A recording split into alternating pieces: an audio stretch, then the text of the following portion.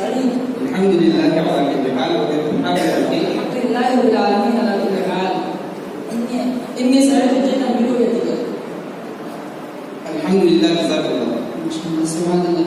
يا أخي العزيز، عندي أسئلة عديدة عن الغيب للنبي صلى الله تعالى عليه وآله وسلم، هل تجيب عنها؟ بالضرورة إن شاء الله تعالى عز وجل. وما هي الأسئلة يا أخي؟ يا أخي سعيد، كثير من الناس يقولون أن النبي صلى الله تعالى عليه وسلم كان عالم الغيب، وبعض الناس يقولون أن النبي صلى الله تعالى عليه وسلم كان ليس بعالم الغيب. يا أخي سعيد، ما معنى الغيب؟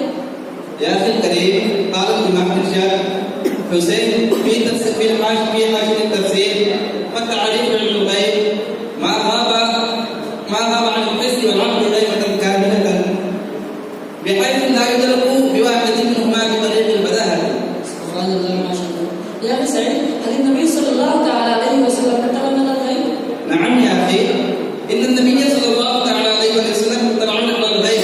هذا ثابت من الآيات القرآن العظيمة والأحاديث الشريفة ومثل أقوال الأئمة. سبحان الله.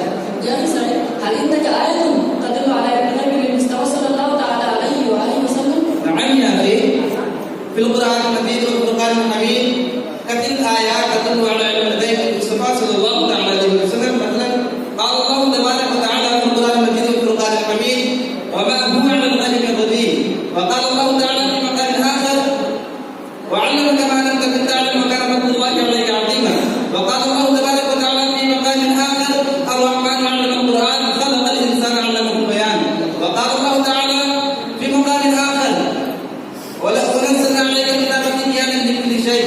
وقال الله تبارك وتعالى في مقام آخر: ولا رطب ولا يابس إلا في كتاب مبين. هذه الآيات وغيرهم تدل على علم الغيب للمصطفى صلى الله عليه وسلم. يا أخي العزيز، هل عندك حديث يدل على علم الغيب للنبي صلى الله تعالى عليه وآله وسلم؟ نعم يا أخي الكريم، كثير الأحاديث علم الغيب للمصطفى صلى الله تعالى عليه وآله وسلم. مثلا عن طارق بن شهاب قال: سمعت عمر يقول: قام فينا النبي صلى الله تعالى عليه وآله وسلم مقاما ما كنا عن بني الخلق حتى دخل أهل الجنة منازلهم وأهل النار منازلهم. فقال النبي صلى الله تعالى عليه وسلم: لأراكم